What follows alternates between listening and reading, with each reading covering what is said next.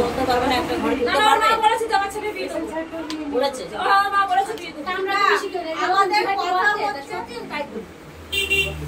ঠিক আছে চলুন দেখছি। না, আমাদের কথা হচ্ছে প্রথম তো আমরা বলেছি যে আমার একটা বোন ছোট, ও সংসার করতে পারবে না, তখন বললো যে না আমরা মানি গুছিয়ে নেবো। এখন কি জন্য আমরা বলেছি না সেটা তো সেই বয়সটা পেরিয়ে এসছে, 5 বছর আগের কথা সেটা। মেয়েটা বোঝে না পাগল, এরকম পাগল এরকম ঠিক করো আর না আমরা বুঝিয়ে নেবো, আমরা মানিয়ে নেবো। মানে আপনাদের মেয়ে পাগল?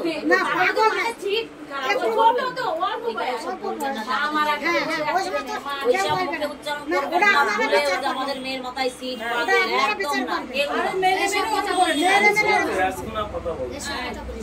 এইসব কথা বলবেন না, বলবেন পাগল মেয়ে নিয়ে সংসার করা যাবে না।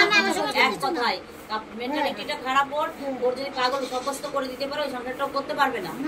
আপনাদের মুখ থেকে আপনাদের মেয়ে, এটা জন্য আমরা কখনো আর না